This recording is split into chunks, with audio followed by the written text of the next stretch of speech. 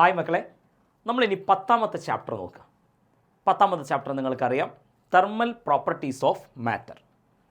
Heat and thermodynamics എന്ന ആ യൂണിറ്റിൽ വരുന്ന ആദ്യത്തെ ചാപ്റ്ററാണ്. ഹീറ്റിനെ കുറിച്ച്, ടെമ്പറേച്ചറിനെ കുറിച്ച്, തെർമൽ എക്സ്പാൻഷനെ കുറിച്ച് നിങ്ങൾക്കറിയാം. വളരെ വെയിറ്റേജ് കുറഞ്ഞൊരു ചാപ്റ്ററാണ്. ഒരു 3-4 മാർക്കിനൊക്കെയുള്ള ക്വസ്റ്റ്യൻസേ മാക്സിമം ഈ ചാപ്റ്ററിൽ നമ്മൾ എക്സ്പെക്റ്റ് ചെയ്യേണ്ടതുള്ളൂ. അപ്പോൾ ഇതിലെല്ലാ ടോപ്പിക്കുകളും നമ്മളൊന്ന് ക്വിക്കായി നോക്കുക. ഓക്കെ, നമുക്ക് ഫസ്റ്റ് ടോപ്പിക്കിലേക്ക് വരാം. ആദ്യം നമ്മൾ പഠിക്കേണ്ടത് ഈ ചാപ്റ്ററിൽ എന്താണ് ഹീറ്റ്, എന്താണ് ടെമ്പറേച്ചർ എന്നുള്ളതാണ്. ഹീറ്റിനെ നമ്മൾ Q എന്ന ലെറ്ററിൽ സൂചിപ്പിക്കും, ടെമ്പറേച്ചറിനെ ക്യാപിറ്റൽ ലെറ്റർ T എന്ന ലെറ്ററിൽ. ഹീറ്റ് എന്ന് പറഞ്ഞാൽ നമുക്കറിയാം, ചൂടുവെള്ളം മേശപ്പുറത്ത് വെച്ചാൽ ആ ചൂടുവെള്ളത്തിൽ നിന്ന് എനർജി സറൗണ്ടിങ് മീഡിയം എയറിലേക്ക് ട്രാൻസ്ഫർ ചെയ്യും. ഓക്കെ, ആ ചൂടുവെള്ളത്തെ ഹോട്ട് ബോഡി എന്ന് പറയും, എയറിനെ കോൾഡ് ബോഡി എന്ന് പറയും. ഹോട്ട് ബോഡിയിൽ നിന്ന് കോൾഡ് ബോഡിയിലേക്ക് ട്രാൻസ്ഫർ ചെയ്യുന്ന എനർജിയാണ് heat. Energy transferred from hot body to cold body. ഹീറ്റിൻ്റെ SI യൂണിറ്റ് ജൂളാണ്. എന്നാൽ ടെമ്പറേച്ചർ എന്താണ്? ടെമ്പറേച്ചറിൻ്റെ ഡെഫിനിഷൻ ഓർത്ത് വെക്കുക. It is the degree of hotness or coldness of a body. ഒരു ബോഡിയെ ചൂടാണോ തണുപ്പാണോ എന്ന് നമ്മൾ പറയുന്നത് ടെമ്പറേച്ചർ എന്ന ക്വാണ്ടിറ്റി നോക്കിയാണ്. Degree of hotness or coldness of a body. ടെമ്പറേച്ചറിൻ്റെ SI unit kelvin. Okay, then temperature അളക്കുന്ന വ്യത്യസ്ത സ്കെയിലുകൾ. തെർമോമീറ്റർ ഉപയോഗിച്ച ടെമ്പറേച്ചർ മെഷർ ചെയ്യുക എന്നറിയാം. അതിൽ ടെമ്പറേച്ചർ അളക്കുന്ന വ്യത്യസ്ത സ്കെയിലുകൾ പരിചയപ്പെടണം. ഒന്ന് സെൽഷ്യസ് സ്കെയിൽ, അതിൽ ഡിഗ്രി സെൽഷ്യസിൽ ടെമ്പറേച്ചർ മെഷർ ചെയ്യും. അടുത്തത് ഫാരൻഹീറ്റ് സ്കെയിൽ, ഡിഗ്രി ഫാരൻഹീറ്റ്. മൂന്നാമത് കെൽവിൻ സ്കെയിൽ, അതിനെ മറ്റൊരു പേര് കൂടി പറയും അബ്സല്യൂട്ട് സ്കെയിൽ എന്ന്. ഓക്കെ, ഇവിടെ എക്സാമിന് വളരെ പ്രധാനപ്പെട്ട ഒരു കാര്യം, ഒരു സ്കെയിലിൽ തന്ന ടെമ്പറേച്ചറിനെ മറ്റൊരു സ്കെയിലിലേക്ക് കൺവെർട്ട് ചെയ്യാൻ വേണ്ടി എക്സാമിന് ചോദിക്കും. അതായത് സെൽഷ്യസിൽ തന്നതിനെ ഫാരൻഹീറ്റിലേക്ക് മാറ്റുക, കെൽവിനിൽ തന്നതിനെ സെൽഷ്യസിലേക്ക് മാറ്റുക, ഇങ്ങനെ അങ്ങോട്ടും ഇങ്ങോട്ടും കൺവെർട്ട് ചെയ്യാനുള്ള ആ റിലേഷൻ ഇതാ പിടിച്ചോ. C/100 is equal to F-32/180 is equal to K-273/100. ഓർത്ത് വെക്കണം, C എന്ന് പറഞ്ഞാൽ സെൽഷ്യസിലെ ടെമ്പറേച്ചർ, F ഫാരൻഹീറ്റ് സ്കെയിലിലെ ടെമ്പറേച്ചർ, K കെൽവിൻ സ്കെയിലിലെ ടെമ്പറേച്ചർ. ഓക്കെ, മറക്കരുത്. C/100 is equal to F-32/180 is equal to K-273/100. Okay, ഇവിടെ ഈ 32, 273 ഇതൊക്കെ എന്താണ്? ജസ്റ്റ് ഒന്ന് നോക്കടാ. നമ്മൾ സെൽഷ്യസ് സ്കെയിലിലെയും കെൽവിൻ സ്കെയിലിലെയും, ഫാരൻഹീറ്റ് സ്കെയിൽ അവിടെ നിൽക്കട്ടെ, സെൽഷ്യസ് സ്കെയിലിലെയും കെൽവിൻ സ്കെയിലിലെയും ice point, steam point, absolute zero, ഈ 3 ടെമ്പറേച്ചറുകൾ ഒന്ന് നോക്കി വെക്കുക. ഐസ് പോയിൻ്റ് എന്ന് പറഞ്ഞാൽ ഐസ് ഉരുകുന്ന ടെമ്പറേച്ചറാണ്. ഐസ് മെൽറ്റ് ചെയ്യുന്ന മെൽറ്റിംഗ് പോയിൻ്റ് ഓഫ് ഐസാണ്. അത് 0 ഡിഗ്രി സെൽഷ്യസ് ആണ്. എന്നാൽ വെള്ളം തിളക്കുന്ന പോയിൻ്റാണ്, ആ ടെമ്പറേച്ചറാണ് സ്റ്റീം പോയിൻ്റ്, അത് 100 ഡിഗ്രിയാണ്. അബ്സല്യൂട്ട് സീറോ എന്ന് പറയുന്ന ടെമ്പറേച്ചർ ആകട്ടെ സെൽഷ്യസ് സ്കെയിലിൽ -273 ആണ്. ശരിക്കും -273.15 എന്നൊക്കെ ഉണ്ട്. ആ 0.15 നമ്മൾ ഒഴിവാക്കി -273 എന്നെങ്കിലും പഠിക്കും. ഓക്കെ, ഇതേ ടെമ്പറേച്ചറുകൾ കെൽവിൻ സ്കെയിലിൽ എത്രയാണ്? Ice point 273, steam point 373, absolute 0. Okay, ഈ 3 ടെമ്പറേച്ചറുകൾ ഈ 2 സ്കെയിലിലും ഒന്ന് ഓർത്ത് വെക്കുക. അപ്പോൾ ഇതേ ടെമ്പറേച്ചറുകൾ മൂന്നാമത്തെ ഫാരൻഹീറ്റ് സ്കെയിലിലെ ആവശ്യം വന്നാലോ നമുക്ക് ഈ റിലേഷൻ ഉപയോഗിച്ചുകൊണ്ട് ഉണ്ടാക്കാം. സെൽഷ്യസ് സ്കെയിലിലെ വാല്യൂ അറിയാമെങ്കിൽ അത് വെച്ച് ഫാരൻഹീറ്റിലെ വാല്യൂ കണ്ടെത്താം, കെൽവിൻ സ്കെയിലിലെയും കണ്ടെത്താം. ഓക്കെ, സോ ഈ കൺവെർട്ട് ചെയ്യാനുള്ള റിലേഷനും ഈ 3 ടെമ്പറേച്ചറുകൾ ഈ 2 സ്കെയിലുകളിൽ ഏതൊക്കെയാണ് എന്നൊന്ന് പഠിച്ചു വെക്കുക. ഓക്കെ, ഇനി ഇവിടുന്ന് എക്സാമിന് ചോദിക്കുന്ന ക്വസ്റ്റ്യൻ നോക്ക്. ടെമ്പറേച്ചർ ഒരു സ്കെയിലിൽ നിന്ന് മറ്റൊരു സ്കെയിലിലേക്ക് കൺവെർട്ട് ചെയ്യാനുള്ള ചോദ്യം നോക്കണം. 98.6 ഡിഗ്രി ഫാരൻഹീറ്റിനെ സെൽഷ്യസിലേക്ക് കൺവെർട്ട് ചെയ്യണം. ഓക്കെ, എങ്ങനെ കൺവെർട്ട് ചെയ്യാം? സെൽഷ്യസും ഫാരൻഹീറ്റും തമ്മിലുള്ള റിലേഷൻ എഴുതി. C/100 is equal to F-32/180. C അല്ലേ കണ്ടുപിടിക്കേണ്ടത്? ഓക്കെ, അപ്പോൾ F എന്നുള്ളിടത്ത് ആ ഗിവൺ ടെമ്പറേച്ചർ എഴുതി 98.6. ഓക്കെ, അങ്ങനെ C/100 is equal to 98.6 - 32/180. 98.6 - 32 66.6. Okay, ആ രീതിയിൽ എഴുതി നമ്മൾ ഡിവൈഡ് ബൈ 180. ഈ 100 ഇങ്ങോട്ട് വന്നു, അങ്ങനെ നമുക്ക് സെൽഷ്യസിലെ ടെമ്പറേച്ചർ 37 എന്ന് കിട്ടി. ഓക്കെ, ഈ 98.6 എന്ന് പറയുന്നത് നോർമൽ ഹ്യൂമൻ ബോഡി ടെമ്പറേച്ചറാണ്. അത് സെൽഷ്യസിൽ 37 ഡിഗ്രി സെൽഷ്യസ് എന്ന് പറയും. അതേപോലെ പബ്ലിക് എക്സാമിൽ ചോദിച്ച മറ്റൊരു ക്വസ്റ്റ്യൻ, 98 ഡിഗ്രി ഫാരൻഹീറ്റിനെ കെൽവിനിലേക്ക് കൺവെർട്ട് ചെയ്യണം. സോ ഫാരൻഹീറ്റും കെൽവിനും തമ്മിലുള്ള റിലേഷൻ എഴുതി. ഓക്കെ, ആ ഫാരൻഹീറ്റിലെ വാല്യൂ തന്നിട്ടുണ്ട് 98 എന്ന് എഴുതി. എന്നിട്ട് അതിൽ നിന്ന് കെയുടെ വാല്യൂ ഞാൻ എല്ലാ സ്റ്റെപ്സും ബോർഡിൽ കൊടുത്തിട്ടുണ്ട്. വൃത്തിയായി വീഡിയോ പോസ് ചെയ്തുകൊണ്ട് നോക്കി മനസ്സിലാക്കി എഴുതുക. കെൽവിൻ സ്കെയിലിലേക്ക് കൺവെർട്ട് ചെയ്യുമ്പോൾ 309.8 എന്ന് കിട്ടും. Okay, so temperature measuring scales ഒന്നൊന്ന് മറ്റൊന്നിലേക്കുള്ള കൺവെർഷൻ നിർബന്ധമായി നോക്കിയിരിക്കണം. സെറ്റായി കാണുമെന്ന് പ്രതീക്ഷിക്കുകയാണ്. അങ്ങനെയെങ്കിൽ ചാപ്റ്ററിൻ്റെ അടുത്ത ടോപ്പിക്കിലേക്ക് കടക്കാം. ഹീറ്റും ടെമ്പറേച്ചറും മനസ്സിലാക്കി കഴിഞ്ഞാൽ അടുത്തത് തെർമൽ എക്സ്പാൻഷനാണ്. നിങ്ങൾക്കറിയാം, വസ്തുക്കളെ ചൂടാക്കുമ്പോൾ അവർക്ക് എക്സ്പാൻഷൻ ഉണ്ടാവും. ഇതാണ് thermal expansion. Expansion on heating. 3 തരം തെർമൽ എക്സ്പാൻഷൻ വസ്തുക്കൾക്കുണ്ടാകാം. ചൂടാക്കുമ്പോൾ നീളം കൂടുന്നുവെങ്കിൽ, ലെങ്ത് കൂടുന്നുവെങ്കിൽ നമ്മൾ പറയും ലീനിയർ എക്സ്പാൻഷൻ. ചൂടാക്കുമ്പോൾ ഏരിയ കൂടുകയാണെങ്കിലോ ഏരിയൽ എക്സ്പാൻഷൻ. സോ വോള്യമാണ് കൂടുന്നതെങ്കിൽ വോള്യം എക്സ്പാൻഷൻ. 3 തരം expansion: linear, areal, volume. Okay, ഈ 3 തരം എക്സ്പാൻഷനെ കുറിച്ചും നമ്മൾ നിർബന്ധമായും ഓർത്തു വെക്കേണ്ട 3 കോഎഫിഷ്യൻറ്റുകളുണ്ട്. നോക്കട്ടെ, ഇത് ഒരു മെറ്റൽ റോഡാണെന്ന് കരുതുക. ഇതിൻ്റെ ഒറിജിനൽ ലെങ്ത് L. നമ്മൾ ചൂടാക്കിയപ്പോൾ അതിൻ്റെ നീളം ഇത്ര കൂടി. എത്രയാണ് ആ change in length, increase in length എത്ര? Delta L. നമ്മളതിനെ ചൂടാക്കുമ്പോൾ അതിൻ്റെ ടെമ്പറേച്ചർ കൂടി. ആ ടെമ്പറേച്ചറിലെ ചേഞ്ച് ഡെൽറ്റ T. ഇവിടുത്തെ ഒരു മെറ്റൽ ഷീറ്റാണെന്ന് കരുതിക്കോളൂ. ഈ ഷീറ്റിൻ്റെ ഏരിയ, ഇനീഷ്യൽ ഏരിയയെ നമ്മൾ ചൂടാക്കി, അപ്പോൾ ഏരിയ കൂടി. ആ ഇൻക്രീസ് ഇൻ ഏരിയയാണ് ഡെൽറ്റ എ. ഇവിടെ ഒരു മെറ്റൽ ക്യൂബ്, അതിൻ്റെ ഇനീഷ്യൽ വോള്യം V ആണ്. നമ്മൾ ചൂടാക്കിയപ്പോൾ അതിൻ്റെ വോള്യം കൂടി. Change in volume delta V. എല്ലായിടത്തും increase in temperature delta T. ഇനി 3 എക്സ്പാൻഷനുമായി ബന്ധപ്പെട്ട് നിങ്ങൾ 3 കോഎഫിഷ്യൻറ്റുകളെ പറ്റി പഠിക്കണം. Alpha L, alpha A, alpha v. എന്താണ് alpha L? Coefficient of linear expansion. അപ്പോൾ ഇതോ കോഎഫിഷ്യൻ്റ് ഓഫ് ഏരിയൽ എക്സ്പാൻഷൻ.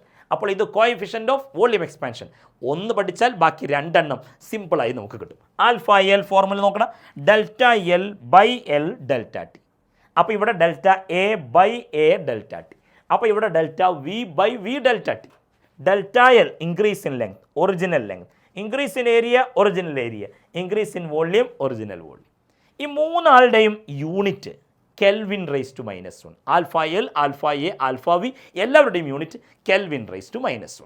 ഈ ഇക്വേഷൻസ് വെച്ച് ന്യൂമറിക്കൽ പ്രോബ്ലംസ് നിങ്ങൾ എക്സ്പെക്ട് ചെയ്യണം. ഈ ചാപ്റ്ററിൻ്റെ വളരെ പ്രധാനപ്പെട്ട ഒരു പ്രത്യേകത, ഈ ചാപ്റ്ററിൽ അങ്ങനെ ഡെറിവേഷൻസ് ഒന്നും പഠിക്കാനില്ല എന്നുള്ളതാണ്. ആകെ നമുക്കൊരു പ്രൂഫ് പോലെ പഠിക്കാനുള്ളത് ഈ കാണിച്ചിരിക്കുന്നതാണ്. എക്സാമിന് ആവർത്തിച്ച് ചോദിച്ച ഒരു 1 മാർക്കിൻ്റെ ക്വസ്റ്റ്യനാണ്. Alpha L is to alpha A is to alpha V. 3 തമ്മിലുള്ള റേഷ്യോ 1:2:3 എന്ന് പറഞ്ഞാൽ ആൽഫ എ എന്നത് ആൽഫ എല്ലിൻ്റെ ഡബിൾ ആയിരിക്കും. ആൽഫ വി എന്ന് പറയുന്നത് ആൽഫ എല്ലിൻ്റെ ത്രിബിൾ ആയിരിക്കും. ഇത് പ്രൂവ് ചെയ്യാൻ എക്സാമിന് ചോദിക്കാം. അപ്പോൾ എങ്ങനെയാണ് സിമ്പിളായിട്ട് പ്രൂവ് ചെയ്യുക? നോക്കണേ, എന്താ പ്രൂവ് ചെയ്യേണ്ടത്? Alpha A is equal to 2 times alpha L.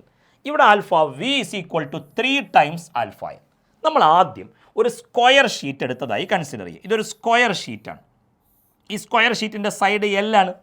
നമ്മളതിനെ ചൂടാക്കിയപ്പോൾ അതിൻ്റെ ലെങ്ത്ത് കൂടി. ഇപ്പോൾ എത്രയാണ് length? L plus delta L. Okay, ഇവിടെ ഒരു ക്യൂബാണ്. ആ ക്യൂബിൻ്റെ side L.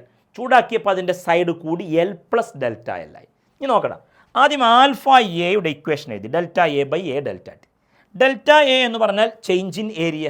Change in area എന്ന് പറയുമ്പോൾ final area minus initial area. സ്ക്വയറിൻ്റെ ഏരിയ എന്ന് പറഞ്ഞാൽ സൈഡിൻ്റെ സ്ക്വയർ അല്ലേ? അപ്പോൾ ഫൈനൽ ഏരിയ എന്ന് പറയുമ്പോൾ L plus delta L whole square. Initial area L square. അപ്പോൾ final area minus initial area divided by initial area into delta T. A plus B whole square expand ചെയ്തു.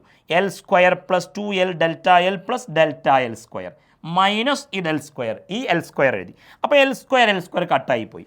ഇനി delta L square, delta L എന്നൊക്കെ പറഞ്ഞാൽ increase in length ആണ്. Metal sheet ചൂടാക്കുമ്പോൾ ആ increase in length ഒക്കെ വളരെ ചെറുതായിരിക്കും. അപ്പോൾ ആ ഡെൽറ്റ എല്ലിൻ്റെ വാല്യൂ വളരെ ചെറുത്. അതിനെ സ്ക്വയർ ചെയ്യുമ്പോൾ അത് വളരെ ചെറുതായി പോകും. സോ ആ ഡെൽറ്റ എൽ സ്ക്വയർ എന്നുള്ള ടേം നെഗ്ലക്റ്റ് ചെയ്തു. അപ്പോൾ ബാക്കി പിന്നെ ആര് മാത്രം വരും? 2L delta L divided by L square എന്ന് വരും. അങ്ങനെ വരുമ്പോൾ ഈ L സ്ക്വയറിനകത്ത് ഇവിടെ ഒരു L, ഇവിടുത്തെ ഒരു L കട്ട് ചെയ്തു പോയാൽ 2 into delta L by L delta T, അഥവാ 2 ടൈംസ് ആൽഫ എൽ. ഇവിടെ ആകുമ്പോഴോ ആ delta V final volume minus initial volume. Volume കാണുമ്പോൾ സൈഡിൻ്റെ cube. Okay, minus initial volume. ഇവിടെയും initial volume increase in temperature. A plus B whole cube expand ചെയ്യാൻ അറിയാം.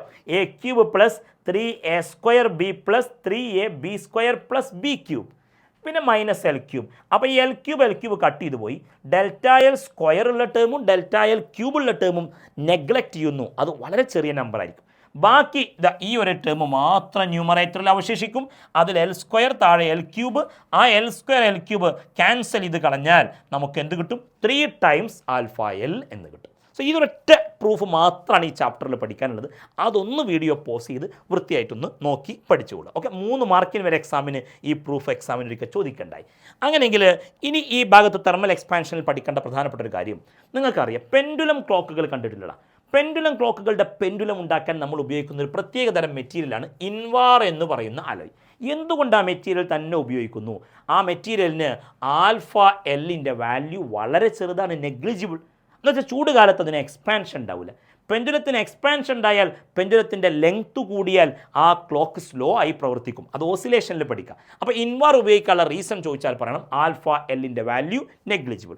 അതേപോലെ നമ്മൾ കെമിസ്ട്രി ലാബിലൊക്കെ ഉപയോഗിക്കുന്ന ടെസ്റ്റ് ട്യൂബ്, കോണിക്കൽ ഫ്ലാസ്ക്, ബീക്കറുകളൊക്കെ ഉണ്ടാക്കാൻ പൈറക്സ് ഗ്ലാസുകൾ ഉപയോഗിക്കുന്നു. പൈറക്സ് ഗ്ലാസുകൾ അവർക്കും ആൽഫ എല്ലിൻ്റെ വാല്യൂ നെഗ്ലിജിബിൾ ആയതുകൊണ്ടാണ് അത് തന്നെ ഉപയോഗിക്കുന്നത് എന്ന് മനസ്സിലാക്കുക. തെർമൽ എക്സ്പാൻഷനിൽ വളരെ പ്രധാനപ്പെട്ടതും എക്സാമിന് ആവർത്തിച്ചു വരുന്നതുമായ ഒരു ക്വസ്റ്റ്യനാണ് അനോമലസ് എക്സ്പാൻഷൻ ഓഫ് വാട്ടർ. എന്താണ് വെള്ളത്തിൻ്റെ അസാധാരണമായ എക്സ്പാൻഷൻ? സാധാരണ വസ്തുക്കളിൽ നിന്ന് വ്യത്യസ്തമായിട്ട് വെള്ളത്തിൻ്റെ എക്സ്പാൻഷൻ എന്താണെന്ന് ചോദിച്ചാൽ 0 ഡിഗ്രി മുതൽ 4 ഡിഗ്രി വരെ വെള്ളത്തെ ചൂടാക്കിയാൽ വെള്ളത്തിൻ്റെ വോള്യം കുറയും. 0 ഡിഗ്രി തൊട്ട് ചൂടാക്കാൻ തുടങ്ങിയാൽ 4 ഡിഗ്രി വരെ ഇത് നോക്കണം, വോള്യം ടെമ്പറേച്ചർ ഗ്രാഫ്. 0 മുതൽ 4 ഡിഗ്രി വരെ വോള്യം കുറയുന്നു, പിന്നെ കൂടുന്നു. ഈ വോള്യം കുറയുകയാണെങ്കിൽ ഡെൻസിറ്റി എന്ത് ചെയ്യും? ഡെൻസിറ്റി മാസ് ബൈ വോള്യമാണ്. വോള്യം കുറയുമ്പോൾ ഡെൻസിറ്റി കൂടുക. അപ്പോൾ 0 മുതൽ 4 ഡിഗ്രി വരെ ഡെൻസിറ്റി ഓഫ് വാട്ടർ കൂടുന്നു, പിന്നെ അതിനുശേഷം കുറയുന്നു. ഇതാണ് അനോമലസ് എക്സ്പാൻഷൻ ഓഫ് വാട്ടർ. അപ്പോൾ എന്താണ് അനോമലസ് എക്സ്പാൻഷൻ എന്ന് ചോദിച്ചാൽ 0 മുതൽ 4 ഡിഗ്രി വരെ വെള്ളത്തിൻ്റെ വോള്യം കുറയുന്നു, പിന്നെ കൂടുന്നു. ഡെൻസിറ്റി ആദ്യം കൂടുന്നു, പിന്നെ കുറയുന്നു. അപ്പോൾ ചോദിക്കും, വാട്ടറിന് മിനിമം വോള്യം ഏത് ടെമ്പറേച്ചറിലാണ്? ഏറ്റവും കുറവ് വോള്യം 4 ഡിഗ്രി. ഏറ്റവും കൂടുതൽ ഡെൻസിറ്റി ഏത് ടെമ്പറേച്ചറിലാണ്? മാക്സിമം ഡെൻസിറ്റി കിടക്കുന്നതും 4 ഡിഗ്രിയിലാണ്. ഓക്കെ, ഈ വെള്ളത്തിൻ്റെ അസാധാരണമായ എക്സ്പാൻഷൻ കൊണ്ടുള്ള അഡ്വാൻറ്റേജ് എന്താണ് എന്നാണ് അടുത്ത ചോദ്യം. എന്താ അഡ്വാൻറ്റേജ്? നിങ്ങൾക്കറിയാം, തണുത്ത പ്രദേശങ്ങളിലെ കോൾഡ് കൺട്രീസിലെ തടാകങ്ങളിലെ വെള്ളം ഐസ് ആവാറുണ്ട്. അതതിൻ്റെ മുകൾ ഭാഗത്തല്ലേ ഫ്രീസിങ് നടക്കുക, അല്ലാതെ അടിഭാഗം തൊട്ട് മുകൾ ഭാഗം വരെ കംപ്ലീറ്റ് വെള്ളവും ഫ്രീസായി മാറാറില്ല. മുകൾ ഭാഗത്ത് മാത്രമാണ് ഫ്രീസിങ് മുകളിൽ നിന്ന് തുടങ്ങുക. അതിൻ്റെ കാരണം ഇതാണ്. ഓക്കെ, സോ അവിടെ ആ ജലത്തിൽ ജീവിക്കുന്ന അക്വാറ്റിക് ഓർഗാനിസംസിന് നിലനിൽക്കാൻ പ്രയാസമില്ല. മുകൾ ഭാഗത്ത് മാത്രമായി താഴെ മിതമായ ടെമ്പറേച്ചറിൽ വെള്ളമുണ്ട്. അപ്പോൾ ജീവജാലങ്ങൾക്ക് നിലനിൽക്കാൻ പ്രയാസമില്ല. സോ ആ അഡ്വാൻറ്റേജ് ശ്രദ്ധിക്കണം. Aquatic organisms in cold region are protected from freezing due to this anomalous expansion. ഈ അനോമലസ് എക്സ്പാൻഷൻ ഓഫ് വാട്ടറിൻ്റെ അഡ്വാൻറ്റേജ് ചോദിക്കുമ്പോഴാണ് നിങ്ങൾ ഇത് എഴുതേണ്ടത്. അത് എന്തുകൊണ്ട് ചോദിച്ചാൽ 4 ഡിഗ്രിയിലല്ലേ maximum density. Okay, maximum density 4 ഡിഗ്രിയാണ്. അപ്പോൾ മാക്സിമം ഡെൻസിറ്റി ഉള്ളവരെ ഏറ്റവും താഴെയല്ലേ കിടക്കുക. അപ്പോൾ 4 ഡിഗ്രി വെള്ളം ഏറ്റവും താഴെ. 3 ഡിഗ്രിക്ക് അതിനേക്കാൾ ഡെൻസിറ്റി കുറവാണ്, അപ്പോൾ അതിന് മുകളിൽ. 2 ഡിഗ്രി അതിന് മുകളിൽ. അങ്ങനെ വന്ന് 0 ഡിഗ്രി മുകളിൽ എത്തുമ്പോൾ ആ 0 ഡിഗ്രിയിലല്ലേ വെള്ളം ഐസാകുക. അതെന്തുകൊണ്ട് സംഭവിക്കുന്നു എന്നാണ് ഈ സെൻറ്റൻസ് എഴുതിയിരിക്കുന്നത്. അതൊന്ന് ജസ്റ്റ് നോക്കി പഠിക്കുക. കൂടുതലായും ചോദിക്കാറുള്ളത് അഡ്വാൻറ്റേജ് എന്താണെന്നാണ്. എന്തുകൊണ്ട് അങ്ങനെ സംഭവിക്കുന്നു എന്നുള്ളത് വളരെ റെയറായിട്ട് ചോദിക്കാറുള്ളൂ. എന്നാലും ഒന്ന് നോക്കി വെക്കുക. സോ തെർമൽ എക്സ്പാൻഷൻ എന്നുള്ള ഭാഗം സെറ്റായി കാണുമെന്ന് പ്രതീക്ഷിക്കുകയാണ്. തെർമൽ എക്സ്പാൻഷൻ ഒരു പ്രോബ്ലം നോക്കിയാലോ? നോക്കട്ടെ. ആൽഫ എൽ വെച്ചുകൊണ്ട് എക്സാമിന് പല തവണ പ്രോബ്ലം ചോദിച്ചിട്ടുണ്ട്. ആൽഫ എല്ലിൻ്റെ ഇക്വേഷൻ വെച്ച് ഒരു സ്റ്റീൽ ബീമിൻ്റെ നീളം പറയുന്നു 5 മീറ്റർ. അതിപ്പോൾ 20 ഡിഗ്രി സെൽഷ്യസ് ടെമ്പറേച്ചറിൽ വെച്ചിരിക്കുന്നു. ഇനിയൊരു ഹോട്ട് ഡേയിൽ ടെമ്പറേച്ചർ 40 ഡിഗ്രിയായി കൂടി. 20 ഡിഗ്രിയിൽ നിന്ന് 40 ഡിഗ്രിയായി കൂടി. അങ്ങനെയെങ്കിൽ ആ സ്റ്റീൽ റോഡിൻ്റെ ലെങ്ത്തും കൂടൂലേ? ടെമ്പറേച്ചർ കൂടുമ്പോൾ ലെങ്ത്ത് കൂടും. What is the change in length due to thermal expansion? Change in length ആണ് കാണേണ്ടത്. കോഎഫിഷ്യൻ്റ് ഓഫ് ലീനിയർ എക്സ്പാൻഷൻ തന്നിട്ടുണ്ട് 1.2 × 10⁻⁵ പെർ ഡിഗ്രി സെൽഷ്യസ്. നോക്കട്ടെ, ആൽഫ എല്ലിൻ്റെ ഇക്വേഷൻ അറിയാലോ, delta L by L delta T എന്നല്ലേ. ചേഞ്ച് ഇൻ ലെങ്ത് എന്ന് പറഞ്ഞാൽ delta L. എങ്ങനെ ഡെൽറ്റ എൽ കാണും? ഇങ്ങോട്ട് പറയട്ടെ, alpha L into delta T. ശ്രദ്ധിക്കണേ, ആ delta T capital T. Alpha എല്ലിൻ്റെ വാല്യൂ ക്വസ്റ്റ്യനിൽ തന്നു 1.2 × 10⁻⁵ പെർ ഡിഗ്രി സെൽഷ്യസ് അല്ലേ എന്ന് കരുതി കെൽവിനിലേക്ക് കൺവേർട്ട് ചെയ്യാൻ നിൽക്കരുത്. ഓക്കെ, അതേ വാല്യൂ കൊടുക്കുക. ദെൻ ഒറിജിനൽ ലെങ്ത് തന്നിട്ടുണ്ട് 5 metre. Then increase in temperature 20 ഡിഗ്രിയിൽ നിന്ന് 40 ഡിഗ്രിയിലേക്ക് കൂടി. അപ്പോൾ എത്ര ചേഞ്ച്? 20. അത് സെൽഷ്യസിലല്ലേ എന്ന് കരുതി കെൽവിനിലേക്ക് മാറ്റാൻ നിൽക്കരുത്. ടെമ്പറേച്ചറിലെ ചേഞ്ച് സെൽഷ്യസിൽ പറഞ്ഞാലും കെൽവിനിൽ പറഞ്ഞാലും സെയിം. അപ്പോൾ ആ ചേഞ്ച് ഇൻ ടെമ്പറേച്ചർ 20 മൾട്ടിപ്ലൈ ചെയ്യുമ്പോൾ നമുക്ക് 0.0012 മീറ്റർ എന്ന് കിട്ടുന്നു. ഓക്കെ, സോ തെർമൽ എക്സ്പാൻഷൻ എന്നുള്ള ഭാഗം നോട്ട് ചെയ്ത് കഴിഞ്ഞാൽ ഇനി നമ്മൾ പഠിക്കേണ്ടത് ഈ തെർമൽ എക്സ്പാൻഷൻ കഴിഞ്ഞതിന് ശേഷം ഹീറ്റ് കപ്പാസിറ്റിയുമായി ബന്ധപ്പെട്ട ചില ടേംസാണ്. എക്സാമിന് ചില ടേമുകൾ ഡിഫൈൻ ചെയ്യാൻ ചോദിക്കാറുണ്ട്. 3 പ്രധാനപ്പെട്ട ടേംസ് നോക്കണം. ഒന്ന് ഹീറ്റ് കപ്പാസിറ്റി, ക്യാപിറ്റൽ എസ്. മറ്റൊന്ന് specific heat capacity, small letter S. അടുത്തത് molar specific heat capacity, capital letter C. മൂന്നിൻ്റെയും ഡെഫിനിഷൻ സിമ്പിളായി പഠിക്കാം. നോക്കണം. Heat required to raise the temperature by 1 degree Celsius. ഒരു വസ്തുവിൻ്റെ ടെമ്പറേച്ചർ 1 ഡിഗ്രി കൂട്ടാൻ എത്ര ഹീറ്റ് കൊടുക്കണം? അത് ഒരു മെറ്റീരിയൽ, ഒരു സബ്സ്റ്റൻസിനാണെങ്കിൽ അതിന് ഹീറ്റ് കപ്പാസിറ്റി എന്ന് പറയും. 1 കിലോഗ്രാം സബ്സ്റ്റൻസ് ആണെങ്കിൽ specific heat capacity, 1 mole substance ആണെങ്കിൽ molar specific heat capacity. So ഒരു വെടിക്ക് 3 പക്ഷി എന്ന് പറഞ്ഞ പോലെ ഒറ്റ അടിക്ക് നമുക്ക് 3 ഡെഫിനേഷൻസും സിമ്പിളായി പഠിക്കുക. ആദ്യം ഇത് എഴുതുക. ഫോർ എ സബ്സ്റ്റൻസ് ആണെങ്കിൽ ഹീറ്റ് കപ്പാസിറ്റി, 1 കിലോഗ്രാം സബ്സ്റ്റൻസ് ആണെങ്കിൽ specific heat capacity, 1 mole substance ആണെങ്കിൽ മോളാർ സ്പെസിഫിക് ഹീറ്റ് കപ്പാസിറ്റി. ഫോർമുലയും അതേപോലെ പഠിക്കുക. Heat capacity, heat by temperature, delta Q by delta T. താഴെ ഒരു എം കൂടി ഇട്ടാൽ സ്പെസിഫിക് ഹീറ്റ് കപ്പാസിറ്റി ആയി. Capital S heat capacity, small S specific heat capacity. ശ്രദ്ധിക്കാം, എം എന്ന് പറയുന്നത് മാസ് ആണ്.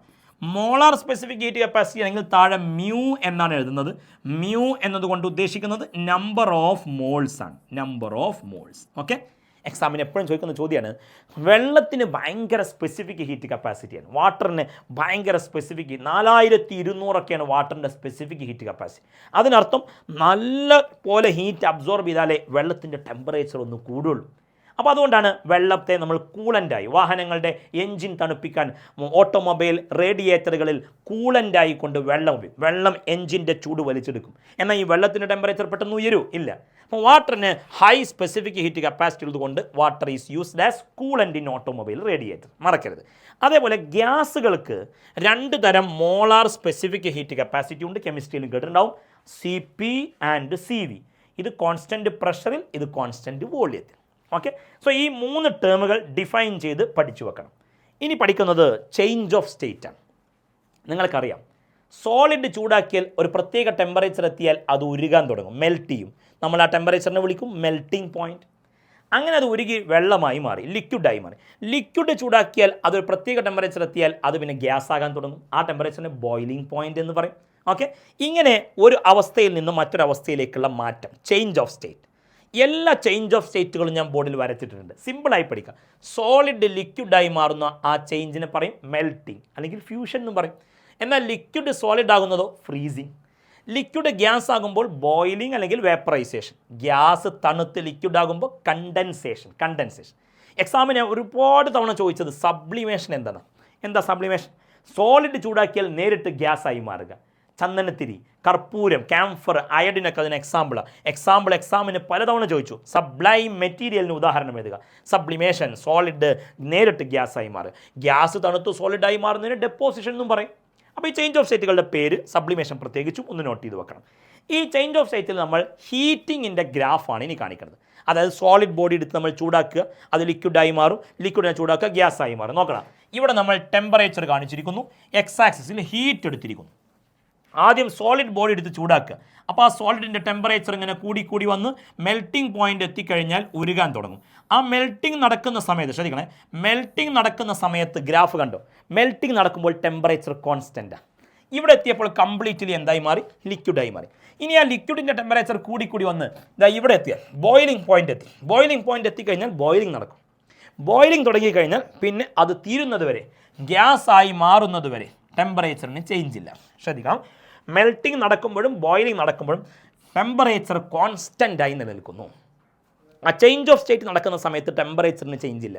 നമ്മൾ കൊടുക്കുന്ന ഹീറ്റ് ഉപയോഗിച്ചുകൊണ്ട് ആ ചേഞ്ച് ഓഫ് സ്റ്റേറ്റ് നടക്കുകയാണ്. അതായത് സോളിഡ് ലിക്വിഡായി മാറുമ്പോൾ ബോണ്ടൊക്കെ ബ്രേക്ക് ചെയ്യേണ്ടതാണ്. ആ ബോണ്ട് ബ്രേക്ക് ചെയ്യാൻ നമ്മൾ കൊടുക്കുന്ന ഹീറ്റ് ഉപയോഗിക്കുക. പോയിന്റ് മറക്കരുത്, ടെമ്പറേച്ചർ കോൺസ്റ്റൻ്റായി നിൽക്കുന്നു. ഇവിടെ എത്തിക്കഴിഞ്ഞാൽ പിന്നെ കംപ്ലീറ്റ്ലി ഗ്യാസായി, പിന്നെ ഗ്യാസിൻ്റെ ടെമ്പറേച്ചർ അങ്ങനെ കൂടി വരുന്നു.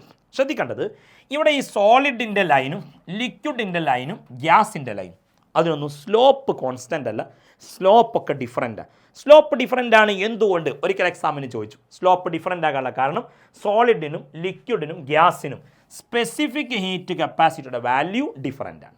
സ്ലോപ്പ് ഡിഫറൻ്റ് ആകാൻ കാരണം സ്പെസിഫിക് ഹീറ്റ് കപ്പാസിറ്റിയുടെ വാല്യൂ ഡിഫറൻ്റ് ആയതുകൊണ്ടാണ് എന്ന് മനസ്സിലാക്കുക. ഓക്കെ, ഇനി 2 ടേമുകൾ കൂടി എക്സ്ട്രാ നമ്മൾ പഠിക്കുന്നത്, latent heat of fusion, latent heat of vaporisation. എന്താണ് ഈ ലാറ്റൻറ്റ് ഹീറ്റ്? ലാറ്റൻറ്റ് ഹീറ്റ് എന്ന് പറഞ്ഞാൽ ചേഞ്ച് ഓഫ് സ്റ്റേറ്റിന് വേണ്ടി മാത്രം ആവശ്യമായി വരുന്ന ഹീറ്റാണ്. അതായത് നമ്മൾ നേരത്തെ ഗ്രാഫിൽ കണ്ടു, സോളിഡിനെ ചൂടാക്കി ഇവിടെ എത്തുമ്പോൾ അത് ഉരുകാൻ തുടങ്ങല്ലേ.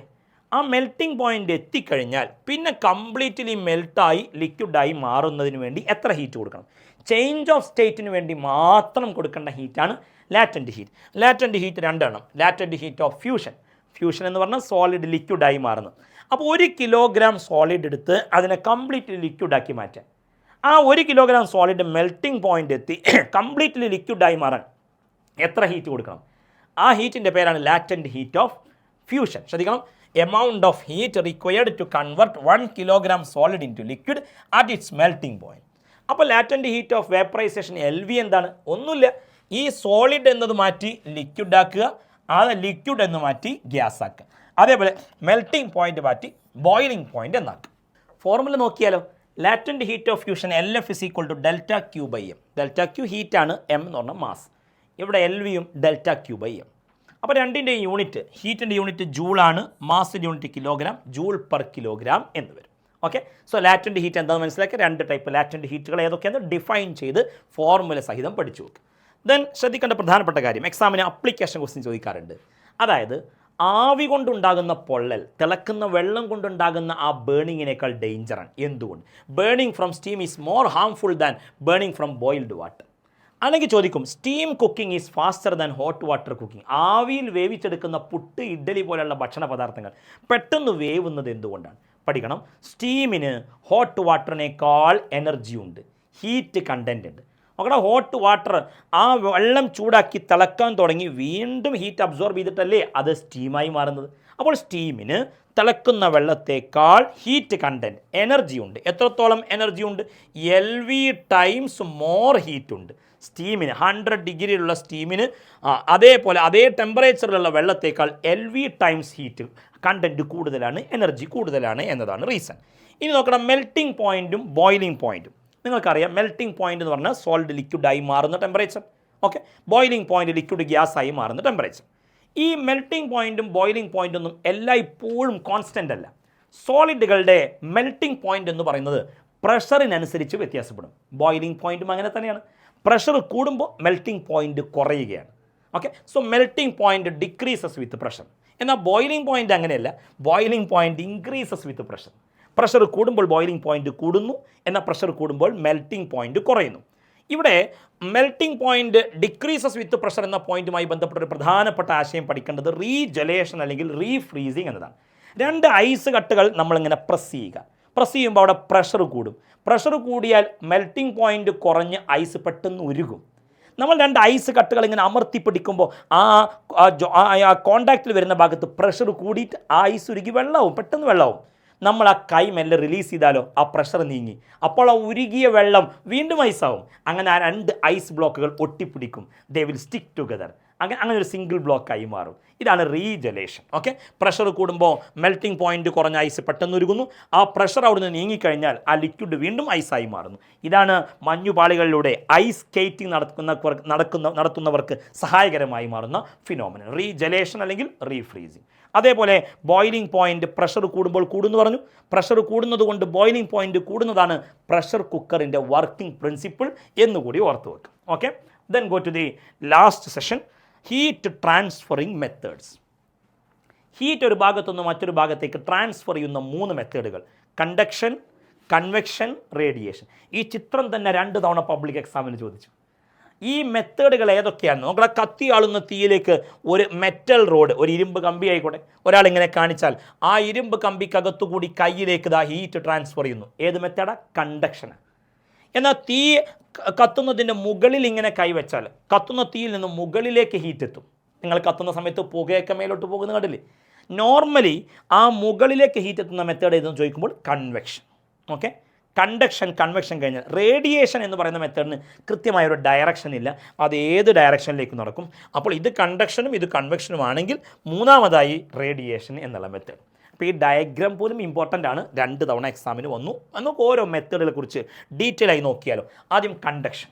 കണ്ടക്ഷൻ എന്ന് പറഞ്ഞാൽ നോക്കാം, അത് സോളിഡുകളിലാണ് ഇഫക്റ്റീവായി നടക്കുക. ആ സോളിഡിലെ മോളിക്യൂളുകൾ തമ്മിൽ കൊളൈഡ് ചെയ്ത് ഇരുമ്പ് കമ്പിയുടെ ഈ അറ്റം തീയിൽ കാണിച്ചാൽ ഈ അറ്റത്തെ മോളിക്യൂൾ നന്നായി വൈബ്രേറ്റ് ചെയ്യും, അടുത്ത ആളെ ഇടിക്കും, അയാൾക്ക് എനർജി കിട്ടും, അയാൾ നന്നായി വൈബ്രേറ്റ് ചെയ്തു. അങ്ങനെ മോളിക്യൂളുകളുടെ വൈബ്രേഷൻ ആൻഡ് കൊളീഷൻ അതുവഴി ഒരു എൻഡിൽ നിന്ന് മറ്റൊരു എൻഡിലേക്ക് ഹീറ്റ് എത്തുക. ഹോട്ട് എൻഡിൽ നിന്ന് കോൾഡ് എൻഡിലേക്കാണ് ഹീറ്റ് എത്തുക. അത് ഇഫക്റ്റീവായി കാണുക സോളിഡിലാണ്. നോക്കടാ, ഇതൊരു മെറ്റൽ റോഡാണ്. ഈ മെറ്റൽ റോഡിൻ്റെ ഈ ഭാഗമാണ് ഹോട്ട്, തീയിൽ കാണിച്ച ഭാഗം. ഹോട്ട് എൻഡിലെ ടെമ്പറേച്ചർ TH, കോൾഡ് എൻഡിലെ ടെമ്പറേച്ചർ TC. ഈ മെറ്റൽ റോഡിൻ്റെ നീളം L. ഇതിലൂടെ കടന്നു പോകുന്ന ഹീറ്റിൻ്റെ flow, rate of flow of heat, നമ്മളതിനെ H എന്ന് വിളിക്കും. Rate of flow of heat H is equal to Q/T. ആ rate of flow of heat എന്തിനെല്ലാം ഡിപ്പെൻഡ് ചെയ്യുന്നു? ഒന്ന്, ഏരിയ ഓഫ് ക്രോസ് സെക്ഷൻ അഥവാ വണ്ണം കൂടിയ മെറ്റൽ റോഡാണെങ്കിൽ ഹീറ്റ് ഫ്ലോ കൂടുതലായിരിക്കും. അതേപോലെ temperature difference TH minus TC inversely proportional to length കൂടുമ്പോൾ റേറ്റ് ഓഫ് ഹീറ്റ് ഫ്ലോ കുറയും. അപ്പോൾ ഇതെല്ലാം കൂടി ഒരുമിച്ച് എഴുതുമ്പോൾ ഏരിയ ന്യൂമറേറ്ററിൽ TH മൈനസ് TC ന്യൂമറേറ്ററിൽ L ഡിനോമിനേറ്ററിൽ കോൺസ്റ്റൻറ്റ് കൂടി വരും. So H is equal to K into A into TH minus TC by L. ഒന്ന് നോക്കി വെക്കുക. ഇവിടെ ഈ K എന്ന് പറയുന്ന കോൺസ്റ്റൻറ്റിൻ്റെ പേര്, അതാണ് പ്രധാനം, തെർമൽ കണ്ടക്ടിവിറ്റി. തെർമൽ കണ്ടക്ടിവിറ്റിയുടെ യൂണിറ്റ് എക്സാമിന് ചോദിച്ചു, watt metre raised -1 kelvin raised -1. Thermal conductivity കൂടിയവരാണ് മെറ്റലുകൾ. അപ്പോൾ മെറ്റലുകൾ ഗുഡ് കണ്ടക്ടേഴ്സാണ്. തെർമൽ കണ്ടക്ടിവിറ്റി കുറഞ്ഞവരാണ് വുഡ്, പ്ലാസ്റ്റിക്, ഗ്ലാസ് ഒക്കെ, എയർ ഒക്കെ. അപ്പോൾ അതെല്ലാം പുവർ കണ്ടക്ടേഴ്സ് ഓഫ് ഹീറ്റ് ആണ് എന്നും പറയും. സോ തെർമൽ കണ്ടക്ടിവിറ്റി എന്നുള്ള ആ കോൺസ്റ്റൻറ്റ് ഒന്ന് നോട്ട് ചെയ്ത് വെക്കുക. ഓക്കെ, ഇനി ഇവിടുന്ന് എക്സാമിന് അപ്ലിക്കേഷൻ ക്വസ്റ്റ്യൻ ചോദിക്കാറുണ്ട്. നോക്കണം. Some cooking pots have copper coating at the bottom. കണ്ടിട്ടില്ലേ, ചില സ്റ്റീൽ പാത്രങ്ങളുടെ അടിഭാഗം, ആ ഫ്ലെയിം തട്ടുന്ന ഭാഗം കോപ്പർ ആയിരിക്കും. അതേപോലെ കോൺക്രീറ്റ് റൂഫുള്ള കെട്ടിടങ്ങളിൽ നല്ല ചൂടുണ്ടാവും സമ്മർ സീസണിൽ. അതേപോലെ brass tumbler feels much colder than wooden tray on a chilly day. തണുപ്പുള്ള ദിവസം ഒരു മെറ്റൽ ബോഡി തൊട്ടാൽ, ജനൽ കമ്പിയിൽ പിടിച്ചാൽ നല്ല തണുപ്പുണ്ടാവും. എന്നാൽ ഒരു വുഡൻ ആയിട്ടുള്ള ഭാഗത്ത് തൊട്ടാൽ അത്ര തണുപ്പുണ്ടോ? ഇല്ല. ഇതിൻ്റെയൊക്കെ റീസൺ എന്താ നോക്കണം. എന്തുകൊണ്ടാണ് ചില പാത്രങ്ങളുടെ അടിഭാഗം കോപ്പറാകുന്നത്? കോപ്പറിന് Kയുടെ വാല്യൂ കൂടുതലാണ്, കണ്ടക്ടിവിറ്റി കൂടും. ഓക്കെ, അതേപോലെ കോൺക്രീറ്റിന് Kയുടെ വാല്യൂ കൂടുതലാണ്. ഇത്ര എഴുതണ്ടുള്ളൂ. K എന്ന് പറഞ്ഞാൽ തെർമൽ കണ്ടക്ടിവിറ്റി, അതുകൊണ്ടാണ് കൂടുതൽ ഹീറ്റ്. അതേപോലെ ബ്രാസ് ടംബ്ലർ, ബ്രാസ് എന്ന് പറയുമ്പോൾ മെറ്റലാണ്, മെറ്റലിന് Kയുടെ വാല്യൂ കൂടുതലാണ്, അതുകൊണ്ടാണ് തണുപ്പുള്ള സമയത്ത് മെറ്റൽ ബോഡി തൊട്ടാൽ നല്ല തണുപ്പ് അനുഭവപ്പെടുന്നത്. കണ്ടക്ഷനെ കുറിച്ച് ഇത്രയും പഠിച്ചാൽ നേരെ കൺവെക്ഷൻ എന്താണെന്ന് ചോദിച്ചാൽ, പാത്രത്തിൽ വെള്ളം എടുത്ത് നമ്മൾ ചൂടാക്കിയാൽ അടിഭാഗത്തെ വെള്ളത്തിനല്ലേ ടെമ്പറേച്ചർ ആദ്യം ചൂട് കിട്ടുക. അടിഭാഗത്തെ വെള്ളത്തിൻ്റെ ടെമ്പറേച്ചർ കൂടും. ടെമ്പറേച്ചർ കൂടിക്കഴിഞ്ഞാൽ വോള്യം കൂടിയിട്ട് ഡെൻസിറ്റി കുറയും. ഒന്നും ആവശ്യമില്ല, എന്നാലും ഞാൻ ജസ്റ്റ് ഒന്ന് പറഞ്ഞു മാത്രം. ഡെൻസിറ്റി കുറഞ്ഞ വെള്ളം താഴെ നിൽക്കില്ല, അത് മേലോട്ട് പോകും. കണ്ടോ? അപ്പോൾ ഈ ഹോട്ട് എൻഡിൽ നിന്ന് കോൾഡ് എൻഡിലേക്ക് മോളിക്യൂൾസ് ട്രാൻസ്ഫർ ചെയ്യാണ്. ഹോട്ട് എൻഡിൽ നിന്ന് കോൾഡ് എൻഡിലേക്ക് മോളിക്യൂൾസ് മൂവ് ചെയ്ത് ഹീറ്റ് എത്തുക. അതാണ് due to the motion of particles എന്നാണ് ഇത്. Due to the motion of particles from hot to cold end. ഇത് ഫ്ലൂയിഡിൽ മാത്രമേ നടക്കൂ, ലിക്വിഡിലും ഗ്യാസിലും മാത്രമേ കൺവെക്ഷൻ ഉണ്ടാവും. ശ്രദ്ധിക്കണേ, കാറ്റുണ്ടാകുന്നത്, പലതരം കാറ്റുകളെക്കുറിച്ച് ജോഗ്രഫിയിൽ 10ാം ക്ലാസ്സിലൊക്കെ കേട്ടില്ലേ, പലതരം കാറ്റുകൾ നമ്മൾക്ക് കാറ്റുണ്ടാകുന്നത്. ഓക്കെ, വിൻഡ് ഫോർമേഷൻ അത് കൺവെക്ഷണൽ മോഷൻ വഴിയാണ് എന്ന് മനസ്സിലാക്കണം. എക്സാമിന് എപ്പോഴും ചോദിക്കാറുള്ള 2 തരം കാറ്റുകളാണ് കടൽ കാറ്റും കരക്കാറ്റും, sea breeze and land breeze. നിങ്ങൾക്കറിയാം, പകൽ സമയത്ത് കരയും കടലെടുത്താൽ കര പെട്ടെന്ന് ചൂടാവും. അപ്പോൾ കരക്ക് മുകളിലുള്ള എയർ നല്ല രീതിയിൽ ചൂടാവും. ആ ഹോട്ട് എയർ മേലോട്ടല്ലേ പൊങ്ങുക, ഒക്കെ കത്തിക്കുമ്പോൾ പുക മേലോട്ട്, അതെ. അപ്പോൾ ഹോട്ട് എയർ മേലോട്ട് പൊങ്ങും. അപ്പോൾ ഇവിടെ പ്രഷർ കുറയും. അപ്പോൾ കടലിൽ നിന്ന് തണുത്ത കാറ്റ് കരയിലേക്ക് അടിക്കും. ഈ ചിത്രം മാത്രം നോക്കിയാൽ മതി. സൂര്യനെ വരച്ചിട്ടുണ്ട്, പകൽ സമയത്താണ് നടക്കുന്നത്. ഇങ്ങനെ പകൽ സമയത്ത് കടലിൽ നിന്ന് കരയിലേക്ക് അടിക്കുന്ന തണുത്ത കാറ്റ്, ഇതാണ് സീ ബ്രീസ്. സെൻറ്റൻസ് കൊടുത്തിട്ടുണ്ട്, ഈ ചിത്രം നോക്കിയാൽ തന്നെ സിമ്പിളായിട്ട് എഴുതാം. പകൽ സമയത്ത് ഇവിടുന്ന് ഹോട്ട് എയർ മേലോട്ട് പൊങ്ങും, കോൾഡ് എയർ അവിടുന്ന് ഇങ്ങോട്ട്. എന്നാൽ നേരെ റിവേഴ്സാണ് രാത്രി. ഓക്കെ, രാത്രി ഇവിടെയായിരിക്കും ചൂട് കൂടുതൽ. പെട്ടെന്ന് ചൂടാകുന്ന കര പെട്ടെന്ന് തണുക്കും. അപ്പോൾ സാവധാനം ചൂടാകുന്ന വെള്ളം സാവധാനത്തിലേ തണുക്കും. അപ്പോൾ രാത്രി കടലിന് മുകളിലാണ് ഹോട്ട് എയർ. ആ ഹോട്ട് എയർ മേലോട്ട് പോകുമ്പോൾ തണുത്ത കാറ്റ് കരയിൽ നിന്ന് കടലിലേക്ക് അടിക്കും. ഈ സീ ബ്രീസ്, ലാൻഡ് ബ്രീസ്. ഇനി അതേപോലെ ട്രേഡ് വിൻഡൊക്കെ ഉണ്ട്, അതെല്ലാം കൺവെക്ഷൻ വഴിയാണ് എന്ന് മനസ്സിലാക്കുക. ലാസ്റ്റ് മെത്തേഡ് ഏതാ? റേഡിയേഷൻ മെത്തേഡ് എന്ന് പറഞ്ഞാൽ പാർട്ടിക്കിൾസ് ഒന്നും മൂവ് ചെയ്യാതെ ഹീറ്റ് എത്തുന്ന മെത്തേഡാണ്. അതായത് മീഡിയം ആവശ്യമില്ല, പാർട്ടിക്കിൾസ് മൂവ് ചെയ്യാതെ. ഇപ്പോൾ സണ്ണിൽ നിന്ന് ഹീറ്റ് എർത്തിലേക്ക് എത്തുന്നുണ്ടല്ലോ, സണ്ണിൽ നിന്ന് ഹീറ്റ് എർത്തിലേക്ക് എത്തുമ്പോൾ ധാരാളം സ്പേസ് വാക്വമാണ്. ആ വാക്വത്തിലൊരു പാർട്ടിക്കിളും ഇല്ല, എന്നാലും ഹീറ്റ് എത്തുന്നു. അത് ഇലക്ട്രോ മാഗ്നറ്റിക് വേവ് ആയിക്കൊണ്ടാണ് എത്തുന്നത്. അപ്പം മീഡിയം ആവശ്യമില്ലാത്ത മെത്തേഡ് റേഡിയേഷൻ. ഓക്കെ, ഒരു പാർട്ടിക്കിൾസിൻ്റെ ഇൻവോൾവ്മെൻറ്റും ആവശ്യമില്ല. ഏറ്റവും ഫാസ്റ്റായി ഹീറ്റ് എത്തുന്ന മെത്തേഡാണ് റേഡിയേഷൻ. വളരെ ഫാസ്റ്റായി തെർമൽ റേഡിയേഷൻ സണ്ണിൽ നിന്നൊക്കെ എർത്തിലേക്ക് എത്തുന്നു. ഓക്കെ, സണ്ണിൽ നിന്ന് എർത്തിലേക്ക് ഹീറ്റ് എത്തുന്ന മെത്തേഡാണ് റേഡിയേഷൻ. അത് എക്സാമിന് എപ്പോഴും ചോദിക്കാറുണ്ട്. ശ്രദ്ധിക്കണം, ഈ സണ്ണിൽ നിന്ന് വരുന്ന തെർമൽ റേഡിയേഷനൊക്കെ ബ്ലാക്ക് സർഫസിൽ തട്ടിയാൽ ബ്ലാക്ക് ഡാർക്ക് സർഫസുകൾ നല്ല പോണം തെർമൽ റേഡിയേഷനെ അബ്സോർബ് ചെയ്യും. എന്നാൽ വൈറ്റ് സർഫസൊക്കെ നല്ല പോലെ തെർമൽ റേഡിയേഷനെ റിഫ്ലക്റ്റ് ചെയ്യും. ശ്രദ്ധിക്കണേ, ബ്ലാക്ക് സർഫസ് കൂടുതൽ റേഡിയേഷനെ അബ്സോർബ് ചെയ്യുമ്പോൾ വൈറ്റ് സർഫസ് കൂടുതൽ റേഡിയേഷനെ റിഫ്ലക്റ്റ് ചെയ്യും. ഇതിൻ്റെ അപ്ലിക്കേഷൻ എക്സാമിന് ചോദിക്കാറുണ്ട്. നിങ്ങൾക്കറിയാം, നമ്മൾ ചൂട് കാലങ്ങളിൽ ഡാർക്ക് കളേർഡ് ക്ലോത്ത്സ് കംഫർട്ടബിൾ അല്ല, അത് കൂടുതൽ റേഡിയേഷൻ അബ്സോർബ് ചെയ്യും. അത് എന്നാൽ തണുത്ത സന്ദർഭങ്ങളിലോ, അപ്പോൾ ചൂട് കാലങ്ങളിൽ വൈറ്റ് അല്ലെങ്കിൽ ലൈറ്റ് കളേർഡ് ക്ലോത്ത്സ് ആണ് കംഫർട്ടബിൾ. തണുപ്പ് സീസണിലോ അപ്പോൾ നമുക്ക് ഡാർക്ക് കളേർഡ് ക്ലോത്ത്സ് ആണ് കംഫർട്ടബിൾ, കൂടുതൽ ഹീറ്റ് അബ്സോർബ് ചെയ്യും, തണുപ്പിൽ നിന്ന് രക്ഷപ്പെടാൻ സാധിക്കും. അതേപോലെ ചില കുക്കിംഗ് വെസലുകളുടെ അടിഭാഗം ബ്ലാക്ക് ആൻഡ് ആയിരിക്കും. അതെന്തിനാണ് ബ്ലാക്ക് ആൻഡ് ആക്കുന്നത്? കൂടുതൽ തെർമൽ റേഡിയേഷൻ അബ്സോർബ് ചെയ്യാനാണ്. നിങ്ങൾ വായിച്ചാൽ മതി, ഞാൻ ഈ പറഞ്ഞ പോയിന്റുകളാണ് എഴുതിയിട്ടുള്ളത്, സിമ്പിളായിട്ട് മനസ്സിലാക്കിയെടുക്കാം. ഓക്കെ, ഈ ചാപ്റ്ററിൻ്റെ അവസാന ടോപ്പിക്കിലേക്ക് വരുന്നു, ന്യൂട്ടൺസ് ലോ ഓഫ് കൂളിംഗ്. എന്താണ് ന്യൂട്ടൺസ് ലോ ഓഫ് കൂളിംഗ്? നോക്കടാ, ഒരു ഗ്ലാസ് വെള്ളം നമ്മൾ ചൂടാക്കി മേശപ്പുറത്ത് വെച്ചു. ആ ഗ്ലാസ് വെള്ളത്തിൻ്റെ ടെമ്പറേച്ചർ ഇപ്പോൾ ഒരു 80 ഡിഗ്രിയാണ് എന്ന് കരുതിക്കോളൂ. ഓക്കെ, ഇവിടെ സറൗണ്ടിങ് എയറിൻ്റെ ടെമ്പറേച്ചർ, സറൗണ്ടിങ് എന്ന് പറയും നമ്മൾ, സിസ്റ്റം സറൗണ്ടിങ് എന്ന് കെമിസ്ട്രി കേട്ടിട്ടില്ലേ? ഈ സിസ്റ്റം, ഈ വെള്ളത്തിൻ്റെ temperature 80 degree, air surrounding temperature 20 degree. സിസ്റ്റവും സറൗണ്ടിങ്സും, ബോഡിയും സറൗണ്ടിങ്സും തമ്മിലുള്ള ടെമ്പറേച്ചർ ഡിഫറൻസ് 60 ഡിഗ്രി.